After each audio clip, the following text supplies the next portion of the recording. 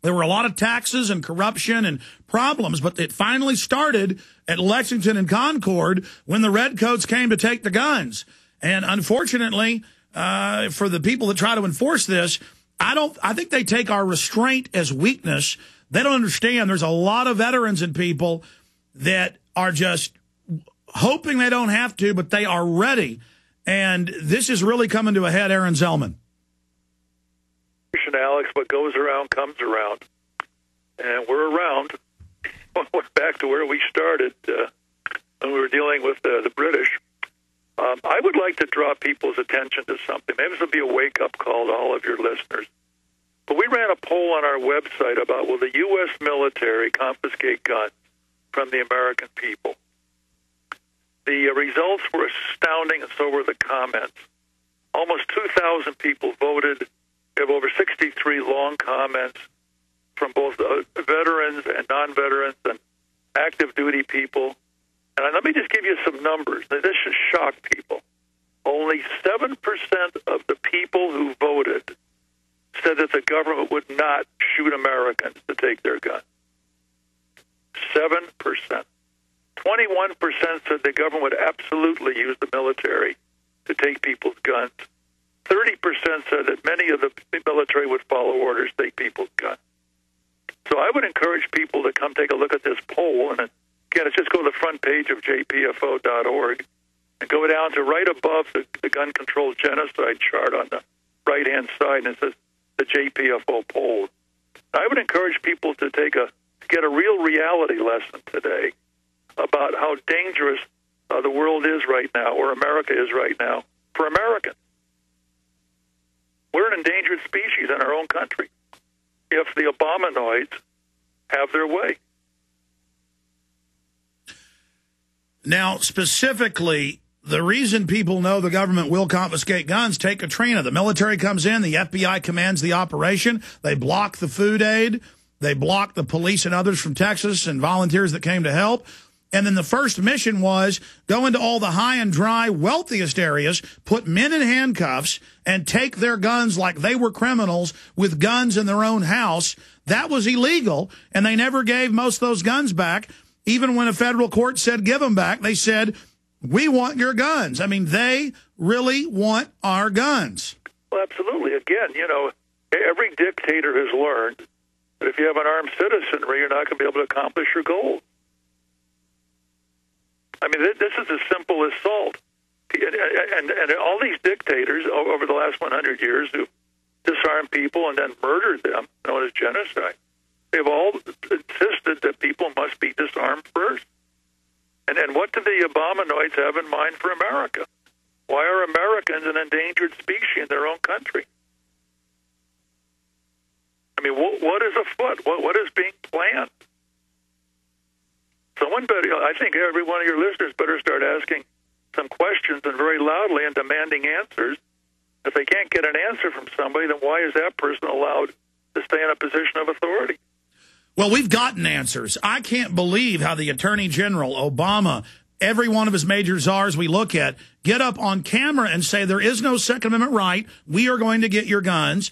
They've introduced the bills, but then they try this psyop of saying, we don't want your guns, to make everybody stand down. But it's obviously not working. We're a year and a half into the greatest gun sales the country's ever seen. People are snatching it all up and saying... That's scaring the daylights out of them, Alex.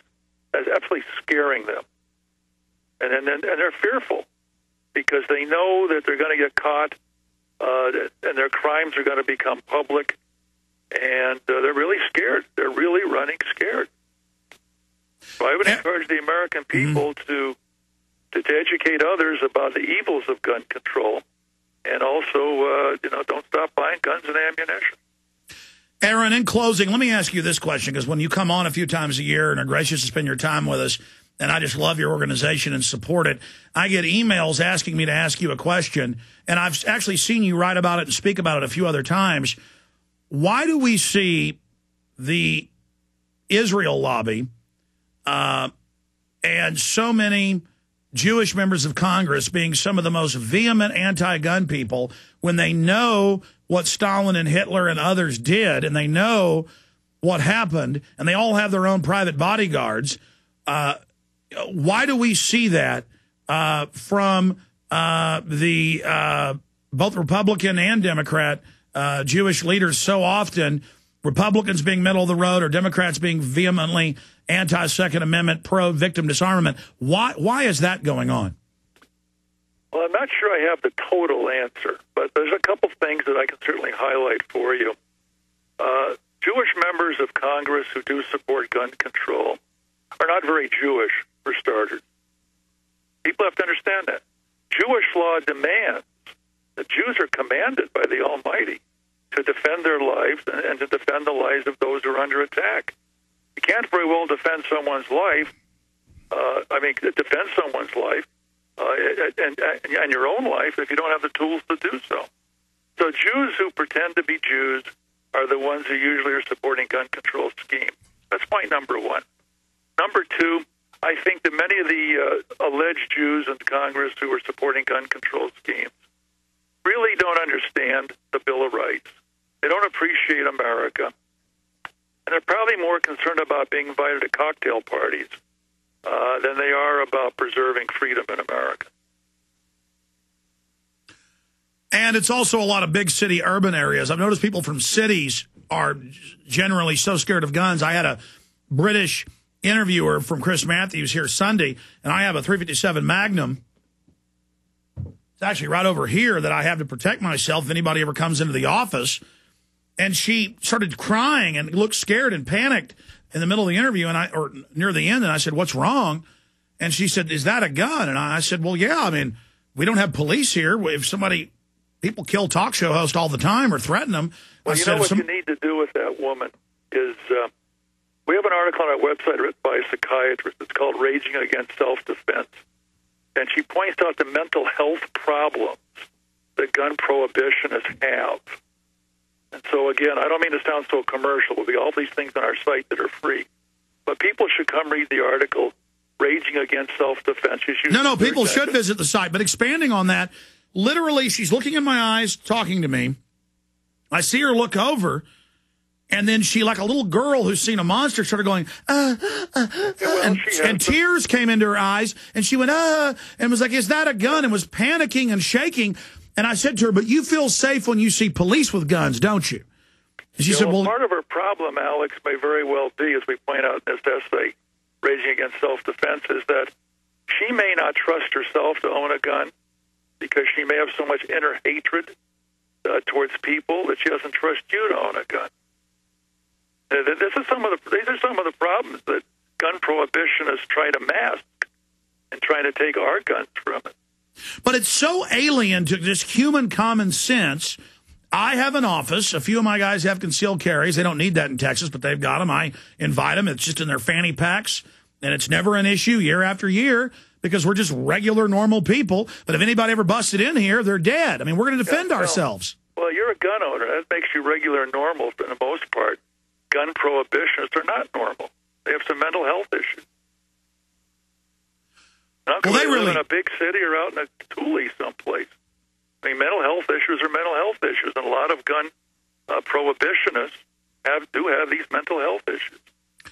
Well, they really do. I mean, it is irrational and crazy, and I've seen it repeatedly when people will see I had a carpet cleaner at my house, and I had a shotgun up in a case on the wall, and he saw it and panicked and said he couldn't clean my house and ran off and called the police on me, but the police didn't. I mean, these people are crazy. Well, they are. I mean, they have some issues that we're not going to solve real quickly. They need some serious psychological counseling. And you just have to realize that's why they're so dangerous.